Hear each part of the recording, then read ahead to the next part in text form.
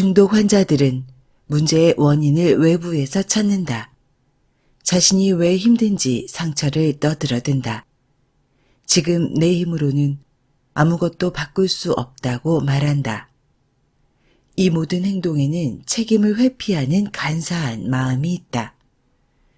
그러나 중독에서 벗어나기 위한 첫걸음은 책임이 자신에게 있다는 자각이다.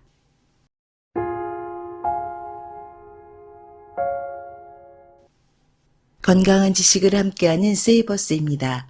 오늘 읽어드릴 책은 어리고 멀쩡한 중독자들, 저자 키스리 쓰고 좋은 생각에서 편했습니다.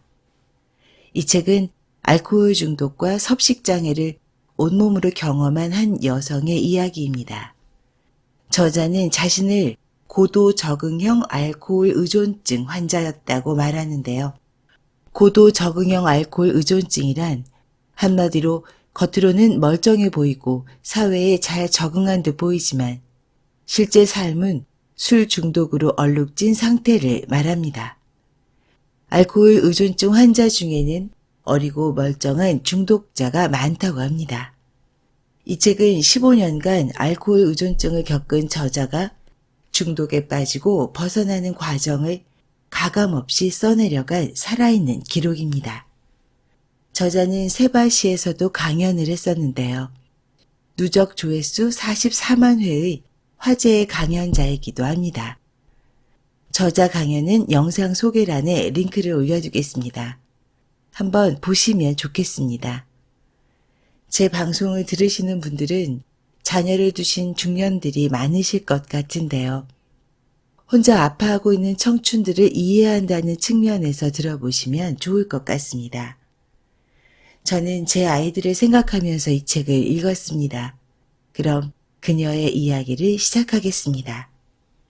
저자 키스, 15년의 알코올 의존증과 10년여의 식이장애를 자력으로 극복했다. 처절한 고통 속에서 자신이 왜 이렇게 아파야 하는지 이유를 연구하다가 인간의 모든 고통은 세상을 바라보는 개인의 관점과 태도, 즉 멘탈에서 비롯된다는 것을 알게 됐다. 자신의 멘탈을 바로잡기 위한 과정을 거치며 삶을 송두리째 뒤흔드는 통찰을 얻었고 비슷한 고통을 겪는 많은 사람의 인생을 치유하는 멘탈 코치 강연자, 작가로 일하게 되었다. 저자만의 독자적인 도구를 활용해 사람들의 무의식을 개혁하는 방법을 연구하고 가르치고 있다. 지금부터 본문의 일부를 읽어드리겠습니다. 이 글을 처음 쓰기 시작한 것은 아이러니하게도 술을 끊기 전 알코올 의존증이 최악으로 치달은 시기였습니다. 그때 저는 마치 술을 끊는 데 성공한 사람인 것처럼 간절한 마음으로 이 글을 쓰기 시작했습니다. 나는 어떤 인간으로 어떤 삶을 살고 싶은가를 끊임없이 상상하면서요. 그만큼 술을 끊고 사람답게 살고 싶다는 열망이 컸습니다. 감사하게도 그렇게 쓴 글은 모두 현실이 됐습니다. 글쓰기 과정에서 알코올 의존증을 포함해 외모 강박, 식이장애, 우울증 등 저를 괴롭히던 모든 병은 증상일 뿐 진짜 문제는 따로 존재한다는 사실을 알게 됐습니다. 15년간 술독과 외모 집착의 늪에 빠져 살던 제가 지금은 매일 좋아하는 일을 하며 행복한 삶을 살고 있습니다. 이 책에는 고도 적응형 여성 알코올 의존증 환자로서의 기록과 중독의 늪에서 빠져나와 상처를 회복하고 자신을 사랑하기 위해 애썼던 모든 노력이 담겨 있습니다. 즉, 이 책은 자신을 사랑하고 싶은 분들을 위해 쓰였습니다. 많은 분이 지금 이 시각에도 홀로 집에 숨어 술을 마시거나 폭식을 하거나 먹고 토하거나 자신을 원망하거나 이 모든 것을 함께하며 괴로움에 신음하고 있음을 잘 압니다. 이 책은 그런 분들을 위해 쓰여졌습니다. 고통에 빠진 당신을 마음 깊은 곳에서 솟아나는 사랑으로 깨어나주고 싶습니다. 당신의 내면에 이미 존재하는 행복을 선택하는 능력을 인지하고 일깨우시기를, 당신의 회복을 진심으로 바랍니다. 동경과 중독, 그 최초의 순간들. 대학교 시절 학과 수업이 끝나면 나와 동기들은 밥집과 술집이 모인 일명 길 건너 지하 세계로 내려갔다. 수업이 일찍 끝난 사람들은 술을 한 잔 걸쳐 이미 얼굴이 벌겋게 달아올라 있었다. 테이블을 붙이고 붙여 10명 넘게 한자리에 앉았다. 술집은 웃고 떠드는 학생들의 목소리로 시끌벅적했다. 주로 술게임과 실없는 이야기를 나눴지만 어느 정도 술이 오르면 선배들은 곧잘 진지한 주제를 꺼내곤 했다. 20살이 될 때까지 세상 돌아가는 일에 도통 무지하던 나에게 철학과 사회학적 지식을 총동원한 선배들의 이야기는 심오하게 느껴질 정도였다. 그들의 이야기를 대체로 이해하지 못하는 나의 무지가 부끄러웠고 스스로 사회적 책임감이 부족한 청년처럼 느껴졌다. 그리하여 나는 알아먹지도 못하는 이야기에 연신 고개를 끄덕였다. 의무감에 진학한 대학인지라 학과 수업에 별다른 흥미가 없었던 내게 대학생다운 지식을 갖고 싶다는 최초의 열망이 생겼다.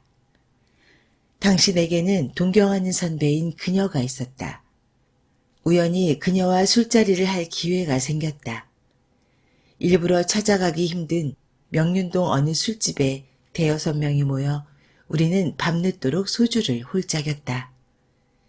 그녀는 연신 기분 좋게 웃으며 이런저런 이야기를 꺼내놓았다. 웃을 때도 슬퍼 보이던 그녀는 술을 마시고야 진짜 웃음을 짓는 듯했다. 그녀의 기쁨을 보는 일이 참 좋았다. 누군가 선배에게 기타를 건네며 노래를 불러달라고 했다. 그녀는 피우던 담배를 손에 그대로 든 채 노래를 시작했다. 술에 취해 눈을 반쯤 감은 채 부르는 그녀의 노래는 내가 감추고 있는 슬픔과 우울함을 어루만졌다. 눈물이 났다. 그녀의 손가락에 끼워진 담배도, 입에서 흘러나오는 노래도, 그 노래와 함께 마시는 술도 모든 것이 지독하게 감성적이었다. 나는 그 분위기에 깊숙이 빠져들었다. 나의 우울이 숙명처럼 느껴지는 순간이었다. 그녀에 대한 애정과 동경은 어쩌면 그녀가 자아내는 우울함에 대한 동질감이었는지도 모른다. 모두에게 사랑받는 존재가 되고 싶어. 그 무렵 나는 묘한 공허감에 빠져 있었다. 많은 사람과 술자리를 갖고 이런저런 활동을 해도 혼자라는 느낌을 지울 수 없었다. 쾌활하고 외향적인 내 모습은 페르소나인 겉모습에 불과했다. 페르소나 뒤에 진짜 나는 타인의 시선에 민감하게 반응했다.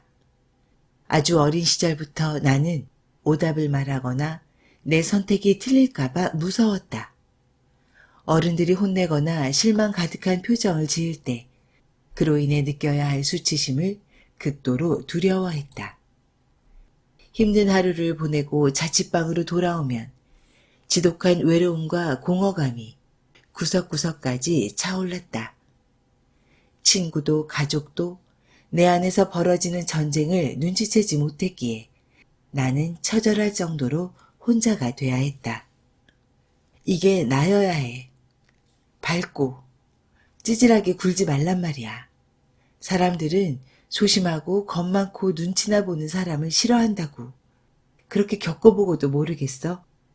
그러니까 매력 있는 사람이 되도록 더 노력해. 나는 스스로에게도 지지받지 못한 채 나 자신을 완전히 잃어가고 있었다. 감정적인 문제를 홀로 떠안고 살기에는 20대 초반의 나는 아직 연약했다. 내가 모르는 사이 중독 문제는 눈덩이처럼 몸집을 키워나갔다. 술을 마시지 않으면 잠이 오지 않는 날이 늘었고 골치 아픈 문제가 있을 때마다 담배에 불을 붙여대니 하루에 한 갑을 비우는 일이 허다했다. 삶은 점점 걱정과 근심으로 가득 찼다. 분명 열심히 살고 있는데 문제는 점점 늘어나기만 하는 아이러니였다. 아주 어릴 때부터 키 크고 말라서 좋겠다는 말을 들어온 내게 늘씬한 몸매를 유지하는 일은 점점 중요한 문제가 됐다. 그런 칭찬은 곧 살찌는 건 나쁜 거야 라는 뜻으로 해석됐기 때문이다. 동시에 조금만 살이 붙어도 덩치가 커 보이는 내 체형을 저주처럼 여기게 됐다. 생전 처음 몸무게 앞자리가 6으로 바뀌고 나서 찍은 고등학생 시절의 사진은 마음속에 수치심과 함께 박제됐다. 키가 170cm가 넘으니 다른 친구들보다 몸무게가 많이 나가는 게 당연하다는 사실도 내 기분을 바꾸는 데는 아무 효력이 없었다. 수치심을 주는 환경적 요소 역시 넘쳐났다. 학창시절 아이들은 서로에게 신랄한 외모 지적을 남발했다. 그 어린 나이부터 살찔까봐 전전긍긍했다. 물론 학교 밖으로 나온다고 해서 자유로워지는 것도 아니었다. 광고에서는 당장에 예쁘고 아름다워져야 한다고 끊임없이 종용했다.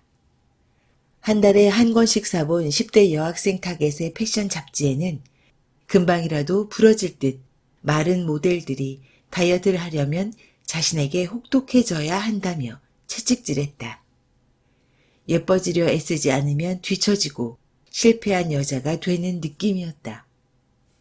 텔레비전을 봐도 라디오를 들어도 그 어디를 둘러봐도 살찐 사람이 사랑받는 방법은 없는 것 같았다. 다이어트는 여자들의 생존을 위한 처절하고 필수적인 전략이었다.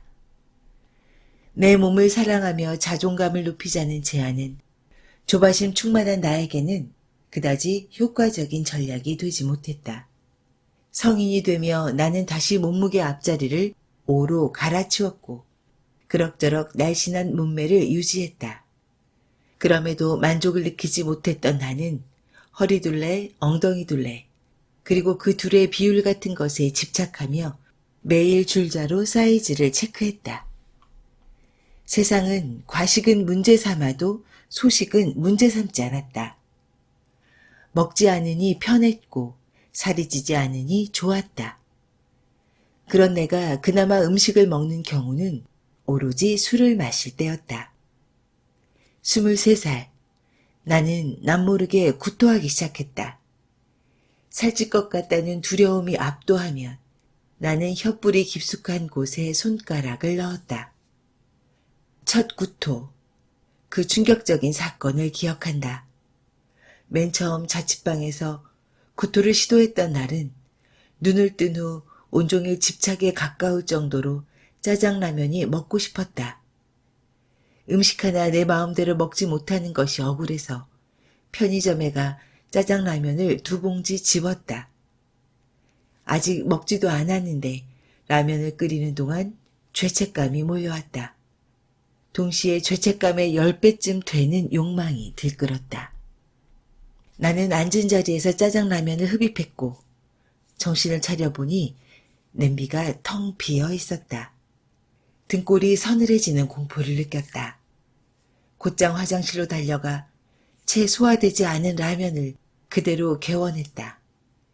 나는 내 행동에 대한 충격으로 침대 구석에 앉아 밤새 울었다. 덜컥 겁이 났다. 음식을 먹고 일부러 토하다니 그건 거식증 환자들이 하는 행동 아니었어?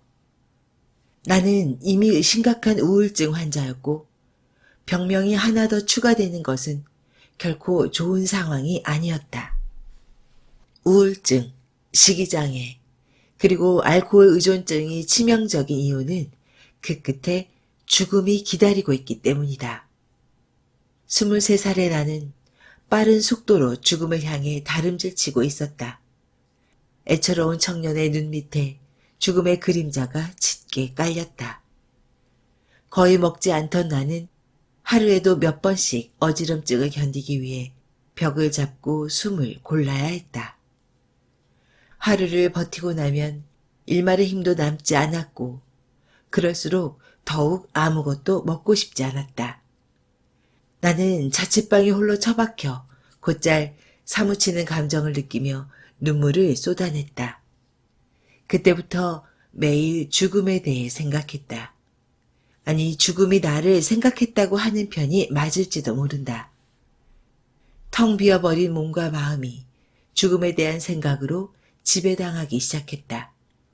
문득 두려운 마음이 들어 병원에 다니며 상담 치료와 약 처방을 받았지만 그것은 회복에 대한 의지라기보다 지푸라기 잡기에 가까웠다.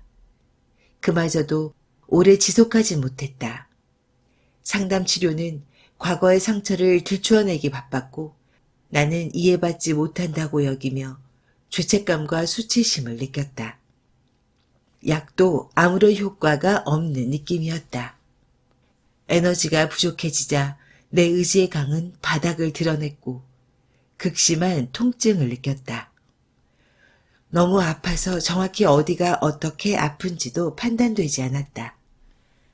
죽는데 실패했다는 사실을 깨닫기에 충분한 통증이었다. 구급차에 실려 응급실에 가는 동안에도 망가진 내 몸은 쉬지 않고 약물을 밀어냈다. 이어지는 구토로 숨을 쉴 수가 없어서 이것 때문에 죽겠구나 싶어질 지경이었다. 응급실에서는 해독을 위한 약을 억지로 삼키게 했지만 몸은 그마저도 거부했다. 간호사가 거칠게 소리쳤다. 환자분, 지금 이거 안 마시면 죽는다고요. 의사가 다가오더니 말했다. 환자분, 이대로 간 수치가 떨어지지 않으면 2, 3일 안에 사망하실 수 있습니다. 다행히 나는 생명을 유지할 수 있었다. 침대에 누워서 이렇게 엉망으로 살아왔는데도 내 목숨을 지켜준 몸에게 사과하는 시간을 가졌다. 정말 미안해. 미안하다는 짧은 말에 반응해 누그러지는 몸과 마음을 느끼며 나는 여러 번 눈물을 쏟아야 했다. 내 몸과 마음은 관용과 사랑이 넘쳐나는 존재였다. 사과 한마디만으로도 나의 지나간 모든 과오를 용서한 것이다. 바로 사랑한다는 말이다. 지금까지 어리고 멀쩡한 중독자들의 일부를 읽어드렸습니다. 어떠셨나요? 이 책을 읽으면서 젊은 청춘의 심한 정신적 몸살을 경험할 수 있었습니다. 정도의 차이는 있겠지만 이 방송을 들으시는 여러분들도 과거에 이런 경험이 일부 있으실 겁니다. 저는 이 책에서 가장 인상적인 메시지는 중독에 빠진 사람들이 자신의 고통을 외부의 탓으로 돌린다는 저자의 깨달음이었습니다. 지금 술을 먹는 것도, 알코올 중독이 된 것도, 섭식 장애를 경험하는 것도 자신의 책임이 아니라는 것입니다.